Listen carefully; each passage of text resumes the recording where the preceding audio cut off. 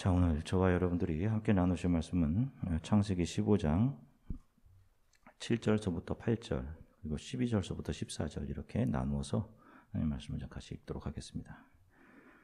창세기 15장 7절부터 8절까지 우리 앞에 보시고 쉬운 성경으로 하나님 말씀을 같이 읽으시겠습니다. 하나님께서 아브라함에게 말씀하셨습니다. 나는 너를 갈대아 우르에서 인도해낸 여호와다. 내가 너를 이끌어낸 것은 이 땅을 너에게 주기 위해서다. 아브라함이 말했습니다.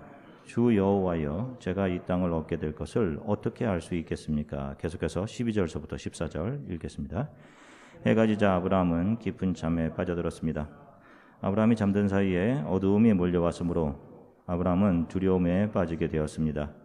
그때에 여호와께서 아브라함에게 말씀하셨습니다. 잘 알아두어라. 내 자손은 나그네가 되어 낯선 땅에서 떠돌게 될 것이다. 그 땅의 사람들이 내 자손을 종으로 삼고 400년 동안 내 자손을 괴롭힐 것이다. 그러나 내 자손을 종으로 삼은 그 나라에 내가 벌을 주리니 내 자손은 많은 재산을 가지고 그 나라에서 나오게 될 것이다. 아멘. 할렐루야. 자, 여러분 한 주간 동안 평안들 하셨습니까? 네. 자, 우리가 지난 시간에 아브라함을 통해서 하나님께서 이 세상의 수많은 사람들 중에서 어떻게 그의 자녀들인 성도들을 선택하시고 그들에게 믿음을 주시는지에 대해서 살펴보았습니다. 그리고 성도들이 가지게 되는 그 믿음의 내용은 어떤 것인지에 대해서도 살펴보았어요. 소위 세상 사람들이 말하는 신념 같은 그런 것이 성경적인 믿음이 아닙니다.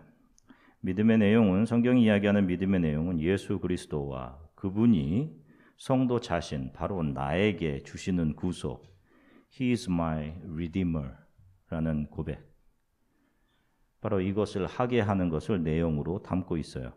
그래서 이 믿음을 자기 안에 담게 된 사람들은 한결같이 자기 자신은 가장 낮은 자리인 흙그릇, 질그릇의 자리로 내려가고 자신 안에 담은 살아계신 예수 그리스도로 만족하고 그분이 나의 방패고 나의 보상, 리워드 되심을 감사하고 기뻐하며 이 삶을 살아가게 되는 것입니다. 우리는 지난 시간에 아브라함의 삶에서 나타난 믿음과 보상과 은혜가 어떻게 나타나는지를 살펴보았습니다. 믿음의 사람들은 그가 삶에서 겪고 이루게 되는 모든 일들을 은혜로 여기고 살아갑니다. 그리고 자신의 모든 보상은 여호와 하나님임을, 그분으로 인해 만족하며 살아가는 것입니다. 우리가 믿는 여호와 하나님은 우리가 무엇을 내놓고 드려야 기뻐하시는 분이 아닙니다. 우리에게 그런 것을 요구하시는 분이 아니에요. 기독교는 우리의 하나님이 우리에게 무엇을, 어떤 물질이나 어떤 선한 행동이나 이런 것들을 요구하는 그런 종교가 아닙니다. 착한 행실을 내놓고 교회를 위해 많은 헌금을 하고 많은 봉사를 내놓으라고 하지 않으십니다. 우리가 지난주에 로마서 4장을 통해 살펴보았듯이 우리가 일을 하지 못해도 또 우리가 경건하지 않아도 우리를 긍휼히 여겨서 우리를 의로 여겨주시는 그분을 믿고 그분 앞에 엎드리는 사람들을 하나님께서는 의롭다라고 해주시는 겁니다. 그래서 늘 부족하고, 그래서 내놓을 선이 하나도 없고 많은 순간 경건함을 잃어버릴 때가 있음에도 성도들은 예수의 발 앞, 바로 그 자리에만 있으면 되는 것입니다. 그러면 하나님은 우리를 긍휼히 여겨주시고 우리를 의롭다라고 해주시는 거예요. 보세요, 주님, 제가 내놓을 게 아무것도 없습니다. 선한 것이 없어요. 바로 그것을 하나님은 의롭다 여기시는 거예요. 그렇게 매일 예수의 발 앞에 엎드린 사람들로부터 나오는 자기 부인과 예수 닮음이라는 것이 그들의 삶에서 열매로 나오게 되는 것입니다. 그런 분들을 통해 나오는 봉사와 헌금, 선교, 이런 것들이 하나님께서 기뻐하시는 것이 되는 것이에요. 그리고 그들은 그런 것을 하고 나서도 내가 한 것은 아무것도 없습니다. 무익한 종이 그저 해야 할 일을 한 것일 뿐입니다 라고 고백하게 되는 거예요. 믿음은 성도의 삶에서 어떻게 드러난다라고 말씀을 드렸습니까? 매 순간 우리의 믿음 없음이 발각되는 모습으로 나타나는 겁니다. 오늘 본문을 보면 하나님께서 아브라함을 의로 여기셨다라고 하신 후에 아브라함이 하나님께 질문하는 내용입니다. 자, 하나님께서 아브라함에게 믿음이 있다라고 하시고 그를 의롭게 여기셨단 말입니다. 우리가 지난주 2주 전에 살펴본 대로 보면. 그런데 오늘 본문을 보면 아브라함이 하나님께 질문을 합니다. 주 여호와여, 제가 이 땅을 얻게 될 것을 어떻게 알 수 있겠습니까? 이것은 내가 믿지 못하겠으니까 눈에 보이는 어떤 증거를 보여주십시오 라고 하는 거예요. 그죠? 믿음 없음이죠. 하나님은 이미 아브라함의 믿음으로 인해서 그를 의로 여겨주셨는데 지금 아브라함을 통해서 나오는 모습은 우리가 생각하는 그 믿음이라는 것에 턱없이 부족한 모습이란 말입니다. 이미 살펴보았듯이 실은 전리품을 소도방에게 다 돌려주죠. 그 다음에 그 이후에 아브라함 마음속에 어떤 것이 있었어요? 큰 아쉬움이 있었습니다. 그러니까 하나님께서 나타나셔서 아쉬워하지 마. 내가 너의 리워드야 라고 해주시잖아요. 그리고 조카 롯을 구해온 전투 후에도 동방 네 나라 왕들의 보복을 심히 두려워했습니다. 그렇죠. 그리고 또 오늘 하나님께서 땅을 주실 것이면 증거를 보여달라고 합니다. 자, 이렇게 하나님께서 주신 믿음은 아브라함에게는 늘 부족하고 약하고 의심하고 믿음이 없어 보이는 모습으로 나타났단 말입니다. 자, 지난 시간에도 살펴본 것처럼 이렇게 성경이 말하는 믿음이라는 것은 사람이 마음먹기에 따라서 발휘되는 것이 아니라 하나님께서 이끄시는 그분의 강한 힘에 의해 이끌려가는 상태를 말하는 거예요. 그것을 믿음 있음이라고 하는 거예요. 우리가 자주 이야기하는 것처럼 큰 믿음을 가져봐 왜 믿음이 없어 이런 말은 성경적인 믿음에 적용되지 않는 말들인 것입니다. 하나님의 은혜의 손에 이끌려서 강한 힘에 의해서 이끌려가는 상태, 그것을 믿음 있음의 상태라고 이야기하는 거예요. 그래서 믿음으로 의롭게 되는 구원의 전 과정은 하나님의 은혜에 의해서 계획되고 진행되고 결국 완성이 되는 것입니다. 그분이 믿음을 주시고 믿음을 준 그 사람들의 삶을 하나님의 은혜로 이끌어 가시는 거예요. 은혜로 이끌어 간다는 말은 아브라함이 또 성도들이 약하고 연약하고 경건하지 못한데 그들을 의롭다라고 여겨주시기에 성도들이 그것을 은혜로 여기는 것을 말하는 것입니다. 자, 이것을 신약성경에서 바울은 은혜의 왕노릇이라는 아주 적절한 언어로 표현을 합니다. 로마서 5장 21절 우리말 성경으로 같이 읽겠습니다. 이것은 죄가 죽음 안에서 왕노릇한 것처럼 은혜도 의로 인해 왕노릇해 예수 그리스도 우리 주로 인해 영생에 이르게 하려는 것입니다. 아멘. 자, 보세요. 자, 우리가 이제 쭉 살펴본 바에 창세기를 살펴본 바에 의하면 창세기 11장에서 타락한 인간들이 마치 어떤 큰 힘에 붙들려서 홍수 이후에도 계속적으로 하나님을 대적하고 저항하는 자리로 끌려가는 그런 모습을 보았습니다. 그래서 그들이 세운 것이 신할 땅에 세운 바벨이죠. 바벨. 결국 성경의 맨 마지막이 이 바벨이 이 세상 나라를 상징하는 이 바벨이 무너지면서 끝난단 말입니다. 그 세상 나라를 상징하는 바벨을 만들어낸단 말이에요. 사람들이 자신들의 이름을 내고 하나님을 대적하기 위해 인간들이 세운 것입니다. 모든 거짓 종교가 거기서 시작되죠. 바로 죄가 왕노릇하는 모습인 것입니다. 죄가 사람을 통치하고 그 사람들의 삶을 이끌고 가는 거예요. 자기들이 생각할 때에는 잘 살고 있다라고 생각할 수 있습니다. 잘 누리면서 그 삶이 죄가 그들의 목에 멍에를 씌우고 왕노릇하면서 그들을 이끌고 가는 그런 삶이었다라는 것입니다. 그러나 그렇게 죄의 종이 되어서 하나님을 등진 채 세상 속에서 우상을 섬기며 살던 아브라함이라는 사람에게 하나님의 은혜가 찾아오죠. 그리고 그 은혜가 아브라함을 죄의 도시를 상징하는 바벨론, 그 바벨론 중에서도 발달된 도시인 갈대아 우르에서 이끌어내시고 그에게 믿음을 주시고 그의 부족하고 연약함에도 불구하고 그를 의롭다라고 해주시고 은혜로 그를 약속의 땅으로 결국 모리아산까지 그를 이끌고 가시는 것입니다. 그것이 바로 로마서가 말하는 은혜의 왕노릇, 은혜가 이끌고 가심인 것입니다. 왕은 모든 것을 관장하고 통치하는 존재이죠. 그런데 그 은혜의 왕은 창세전에 이미 그 은혜 안으로 들어올 사람들을 모두 미리 정하셨을 뿐만 아니라 그 자녀들이 하나님의 은혜를 알아가도록 하기 위해 사용될 족속들 또한 미리 정하셨습니다. 자, 오늘 본문을 보시면 하나님, 땅을 저에게 주실 증표가 무엇입니까? 라고 아브라함이 물었는데 하나님께서 전혀 다른 말씀을 해주십니다. 자, 오늘 본문 15장 13절서부터 16절까지 쉬운 성경으로 같이 읽으시겠습니다.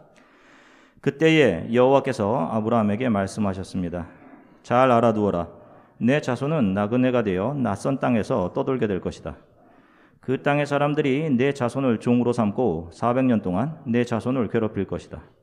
그러나 내 자손을 종으로 삼은 그 나라에 내가 벌을 주리니 내 자손은 많은 재산을 가지고 그 나라에서 나오게 될 것이다. 아브라함아, 너는 오래 살다가 평안히 네 조상에게 돌아갈 것이다. 내 자손은 손자의 손자때가 되어서야 이 땅으로 다시 돌아오게 될 텐데 이것은 아모리 사람의 죄가 아직은 벌을 받을 만큼 크지 않기 때문이다. 아멘. 자, 보세요. 굉장히 어렵기도 한 그런 말씀입니다. 증표를 요구하던 아브라함에게 하나님께서는 앞으로 그 아브라함의 자녀들, 자손들에게 어떠한 일이 일어나게 될지를 아주 상세하게 설명해 주십니다. 자, 여러분, 출애굽을 하게 되는 모세는 아브라함보다 약 500년 뒤에 오는 아브라함의 후손입니다.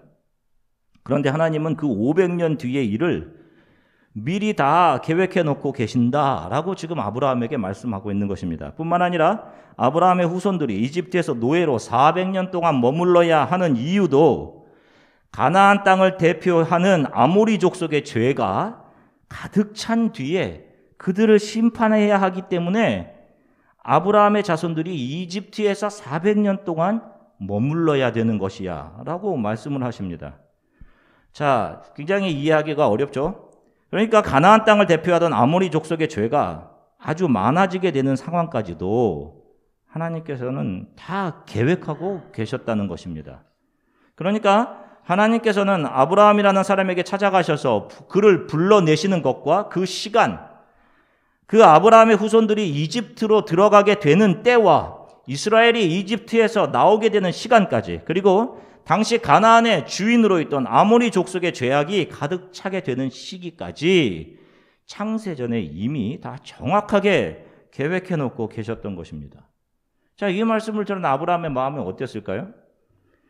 이 땅을 어떻게 주실 것입니까? 그 증표를 주십시오를 요구했는데 하나님께서는 수백 년 후 너의 후손들에게 있을 일들에 대해서 상세하게 설명을 해 주십니다. 이 모든 역사는 정확하게 나의 계획과 작정 안에서 움직인다.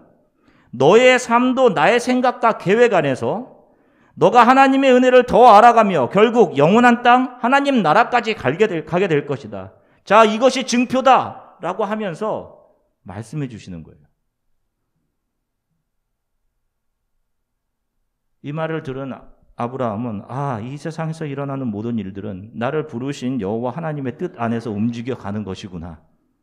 심지어는 지금 이 가나안의 주인으로 있는 아모리 족속들의 심판으로 가는 그들의 세세한 삶까지도 하나님의 정확한 뜻 안에서 움직여 가는구나.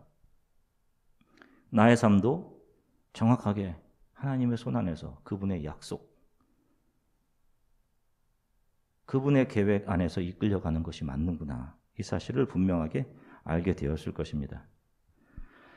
이 역사 속에서 일어나는 모든 일들 중에 하나님의 작정에서 벗어나서 우연히 우발적으로 일어나는 일은 하나도 없습니다.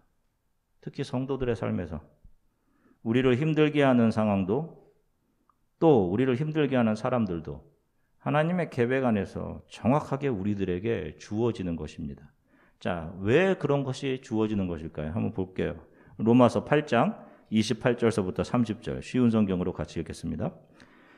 우리는 하나님께서 모든 일을 하나님을 사랑하는 사람, 즉 하나님의 목적을 위해 부름을 입은 사람들의 선을 위하여 하신다는 것을 알고 있습니다.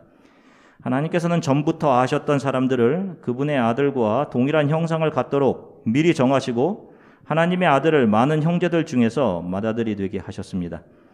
하나님께서는 미리 정하신 사람들을 부르셨고 부르신 사람들을 의롭다 하셨고 의롭다 하신 사람들을 영화롭게 하셨습니다. 아멘. 자, 보세요.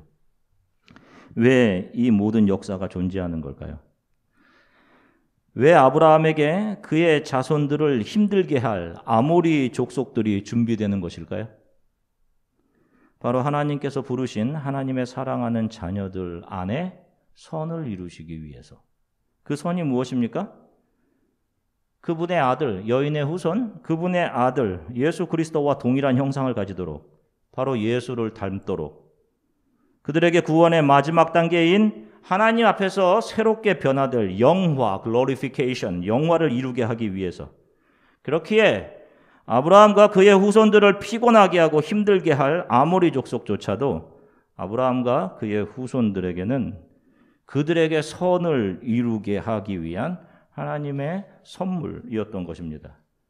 자, 이 사실은 이 역사를 지나가는 오늘을 살아가는 저와 여러분들에게도 그대로 적용이 됩니다. 왜 우리를 힘들게 하는 일이 존재하는 것일까요? 우리들에게 선이 이루어지도록 하기 위해서, 예수 그리스도를 닮아가게 하시기 위해서입니다. 창세기 15장 15절 한번 보겠습니다. 창세기 15장 15절 같이 읽겠습니다. 아브라함아, 너는 오래 살다가 평안히 내 조상에게 돌아갈 것이다. 하면 보세요. 하나님께서는 아브라함이 이 땅에서 살 그의 수명까지도 정해놓고 계셨습니다. 어떻게 보면 지금 여기 계신 분들 중에 누가 언제 어떻게 하나님의 부름을 받을지 모르죠. 그러나 하나님의 손에는 그것도 정하신 바 되어 있습니다. 어떻게 보면 각 사람들에게 정해진 그 수명까지는 하나님께서 계속 하나님의 은혜를 알아갈 기회를 계속 주고 계신 거예요. 지금 여러분들에게. 그렇게 하나님은 모든 것을 계획하시고 이끌어 가시고 완성해 가시는 주권자이시기 때문에 오늘 본문의 내용처럼 아브라함이 계속해서 하나님을 신뢰하지 못하고 그에게 의심과 부족함이 드러남에도 불구하고 하나님께서 그를 버리지 않고 계속 그에게 말씀으로 가르치고 심지어 때로는 징표까지 보여주시면서 그를 이끌고 가시는 것입니다. 이것이 은혜의 왕 노릇입니다. 그리고 우리의 왕 되신 여호와 하나님께서 우리 성도들의 삶을 이끌어 가시는 방식인 것입니다. 그래서 믿음으로 의롭게 된 사람에게서 믿음이 아닌 것 같은 행동이 얼마든지 나올 수 있는 거예요. 그러나 그런 잦은 실수 속에서도 은혜가 왕 되셔서 우리를 이끌고 가셔서 반드시 우리 속에서 예수 그리스도를 닮은 예수 닮음이라는 열매를 나오게 하시는 것입니다. 바로 그 은혜가 가장 부족하고 늘 경건치 못한 저와 여러분들을 덮어 이끌고 가시는 거예요. 그래서 바울은 우리 교회에게 이런 감격스러운 복음을 전했던 것입니다. 로마서 8장 35절부터 39절 말씀 쉬운 성경으로 같이 읽겠습니다. 누가 우리를 그리스도의 사랑에서 끊을 수 있겠습니까? 환난입니까? 아니면 어려움입니까? 핍박입니까? 그렇지 않으면 굶주림입니까? 헐벗음입니까? 위험입니까? 아니면 칼입니까? 성경에 기록된 것처럼 우리는 하루 종일 주님을 위해 죽음에 직면하고 있습니다. 우리는 도살당할 양 같은 대접을 받았습니다. 그러나 우리는 우리를 사랑하신 하나님을 힘입어 이 모든 것을 이기고도 남습니다. 나는 확신합니다. 죽음이나 생명이나 천사들이나 하늘의 권세자들이나 현재일이나 장래일이나 어떤 힘이나 가장 높은 것이나 깊은 것이나 그 밖에 어떤 피조물이라도 우리를 우리 주 그리스도 예수 안에 있는 하나님의 사랑에서 끊을 수 없습니다. 아멘. 보세요. 그 어떤 것도 그 하나님의 은혜의 왕노릇 앞에서 우리를 끌어내릴 것이 없어요. 아브라함의 생애 동안 자주 나타났던 그의 수많은 부족함, 의심 속에서도 하나님의 은혜가 그를 놓지 않으셨던 것처럼 우리의 연약한 모습 속에서도 하나님의 은혜의 왕노릇은 계속되는 것입니다. 종교개혁을 이룬 마틴 루터는 거의 매일 자기 자신 안에서 너 같은 인간이 어떻게 하나님의 자녀가 될 수 있어? 너 같은 인간이 어떻게 사제가 될 수 있어? 라는 소리를 수없이 들었다고 합니다.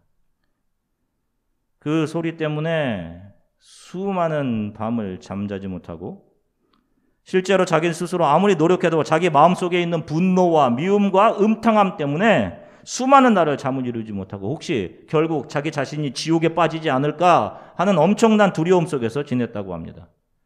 그가 결국 성경을 통해 이 은혜의 왕노릇 하시는, 이 은혜로 이끌어 가시는 하나님, 은혜로 왕노릇 하심을 발견하고는 그래, 나는 그렇게 불경건한 사람이다.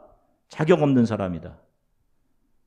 그러나 그럼에도 예수 그리스도는 날 사랑하시고 나를 구원하셨다라는 그의 놀라운 고백을 그의 회고록에 남겼습니다. 하나님은 내가 결코 너희를 버리지 아니하고 너희를 떠나지 아니하리라 라고 말씀하셨습니다. 이 말씀에는 어떤 조건도 없어요. 착한 행실 갖고 와라, 열심 갖고 와라, 헌금 갖고 와라, 이런 조건이 없어요. 또 예수님께서는 아무도 그들을 내 아버지의 손에서 빼앗아갈 수 없다라고 말씀하셨습니다. 그렇게 우리의 열심이 아닌 그렇게 열심으로 우리를 지키고 계시는 하나님의 은혜 안에서 우리에게 일어나는 모든 일들은 그 어떠한 모양을 하고 있다 하더라도 우리에게 유익한 것이고 그래서 하나님으로부터 오는 선물이 분명한 것입니다. 여러분들은 매일 여러분들과 저는 그 선물을 경험하고 있는 거예요. 우리의 연약함을 드러내심을 통해서 이렇게 내가 형편없구나 하는 그 모습을 통해서도 우리 안에서 선을 이루고 계시는 것입니다. 내 자녀가 참여하고 있는 어떤 컴피티션이나 운동 경기를 보러 가게 되면 부모의 눈은 어디에 고정됩니까? 내 자녀에게만 고정되는 겁니다. 그를 응원하고 그가 실수할 때 안타까워하죠. 그리고 그를 격려해 주죠. 우리 하나님이 택하신 그의 자녀들에게 우리 하나님이 그러하십니다. 그분의 눈은 여러분들을 향한다라고 성경에 기록이 되어 있어요. 그리고 그분의 은혜에 이끄심은 매 순간 우리와 함께 하실 것이고 우리가 주 앞에 서는 순간까지 우리를 지켜가실 것입니다. 이건 미국에 살다 보면 떠나온 대한민국에 대한 애국심이 남달라집니다. 한국에서 생산된 한국 브랜드의 물건에 대한 사랑과 자부심도 좀 더 특별해지는 것 같아요. 또 대한민국이 다른 나라와 경기하면 대한민국을 응원하고 지면 내가 진 것처럼 속상해지고 합니다. 축구의 종가인 영국이나 야구의 종주국인 미국 그 어떤 프로 무대에서 활약하고 있는 한국 선수가 경기에 나오면 그 선수를 응원하고 그 선수가 공을 잘 던지거나 축구에서 골을 넣으면 그날 하루 기분이 좋아집니다. 그런데 그 반대로 지거나 그 한국 출신 선수가 잘 못하면 하루 종일 기분 나빴던 그런 경험이 아마 분명히 있으실 겁니다. 애국심이라는 보이지 않는 끈이 우리를 묶고 있는 것이죠. 애국심이라는. 하나님께 매인받아 은혜의 끈으로 묶인 우리 성도들의 시민권은 어디에 있는 것입니까? 성경은 우리의 시민권이 어디에 있다라고 이야기를 해요? 하나님 나라입니다. 천국. 그러면 우리는 누구를 응원해야 하는 것입니까? 그 은혜의 끈에 묶인 사람들을 본능적으로 예수께 매여 신앙의 길을 함께 가는 다른 성도들을 응원해야 하는 것입니다. 그 나라에 들어가기 위해서 지금도 힘겹게 신앙의 경주를 하고 있는 성도들, 그들이 그 경주에서 지쳐 쓰러졌을 때 힘을 내라고 격려하고 응원하는 거예요. 지쳐 쓰러졌을 때 왜 그렇게 믿음이 없냐고 비난하고 비판하는 것이 아니라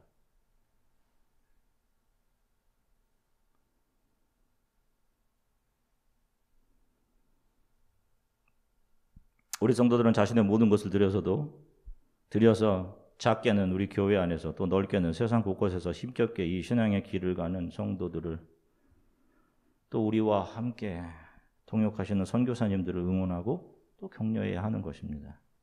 우리의 동역자 캄보디아 라타나키리에서 사역하는 전대식 선교사님 두 아들이 지난주에 코비드에 걸려서 힘겨운 병과의 싸움을 하고 있다고 연락을 주셨습니다. 아이들이라서 괜찮으리라 생각을 했었는데 열도 오르고 기침도 심하고 그렇다고 해요. 거기 병원이 없으니까요.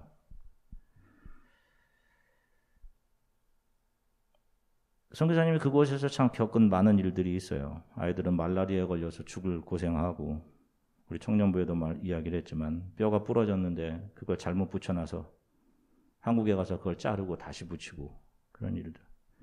자, 이 선교사님이 겪고 계신 힘겨운 신앙의 여정으로 인해서 이번 주 며칠 동안 잠을 자기가 좀 힘들었습니다. 함께하는 동역자로서 안타까움을 가지고 또 성도들로서 안타까움을 가지고 기도하며 격려하며 응원해야 하는 것입니다. 저와 여러분들의 매 순간을 하나님께서 주관하시고 은혜로 이끌어 가십니다. 우리가 겪는 모든 일들은 우리 안에서 선을 이루도록 하나님께서 준비하신 것들입니다. 저는 요즘 굉장히 감사합니다. 오늘 이렇게 행복 이런 찬양도 불렀는데 굉장히 행복해요, 요즘. 이곳에서 17년 동안 사역을 했습니다. 많은 힘든 일들을 지나왔어요. 어떤 때는 정말 다신 이곳을 쳐다보지도 않겠다고 다짐했던 그런 시간들도 있었습니다. 근데 지금 감히 고백할 수 있는 것은 그 모든 것들이 하나님께서 저를 위해 준비하셨던 선물들이었구나 하는 것입니다. 그리고 저는 지금 여러분들을 만나고 있습니다. 이곳에서의 모든 일들이 지금 여러분들을 만나게 하도록 준비하셨던 하나님의 선물이라는 생각도 합니다. 그래서 요즘 마음이 많이 행복해요. 사랑하는 성도 여러분, 잘 견디십시오. 모든 것이 은혜로 나에게 주시는 것임을 잊지 마십시오, 여러분. 그 은혜의 손은 여러분들을 선으로 이끌어가고 계심을 기억하시고 한 주간을 하나님을 찬양하며 살아가시기를 주 예수 그리스도의 이름으로 간절히 축원합니다. 잠시 기도하겠습니다. 우리가 지나가는 삶의 모든 순간들은 하나님께서 이미 계획하시고 우리들 앞에 펼쳐주신 것임을 알게 하셔서 참 감사합니다. 그래서 그것이 나에게 힘을 주는 것이든 나를 힘들게 하는 것이든지 다 내 안에서 선을 이루어 가시는 하나님의 은혜를 알아가게 하시는 하나님의 선물임을 고백합니다. 매 순간 그 사실을 잊지 않고 어떤 상황 속에서도 주께 감사하면서 이 신앙의 길을 가게 해 주십시오. 우리 이렇게 잠시 기도했으면 좋겠고 지금 신앙의 힘겨운 경주를 하고 있는 우리 교회에 있는 성도들 또 선교지에 있는 선교사님 위해서 우리 잠시 기도하겠습니다. 그리고 기도 후 성찬의 떡과 잔을 받도록 하겠습니다. 잠시 기도하겠습니다. 하나님 참 감사합니다. 사랑하는 성도들과 함께 하나님 말씀을 나누게 하셔서 감사합니다. 주님, 우리가 걸어가는 이 삶이 우리는 그 앞이 보이지 않지만 그래서 답답함으로 하나님 증표를 보여주십시오. 하나님께서 말씀하신 것이 어떻게 이루어지겠습니까? 라고 하나님께 질문했던 아브라함에게 너의 삶은 내 손에 의해서 정확하게 계획되어 있는 것이야 라고 보여주셨습니다. 그리고 그것을 알려주셨습니다. 우리의 삶 또한 역시 은혜의 왕노릇 하나님에 의해서 은혜로 이끌려가는 삶임을 알게 하셔서 감사합니다. 때로는 우리가 이해하기 어렵고 또 힘들고 고통스럽고 어려운 순간조차도 우리 안에 선을 이루려시는 하나님의 선물임을 믿고 사랑을 우리 교회 속한 성도들이 잘 견디고 이겨낼 수 있도록 성령께서 이들의 삶을 지켜주시기를 간절히 소망합니다. 감사드리며 예수 그리스도 이름으로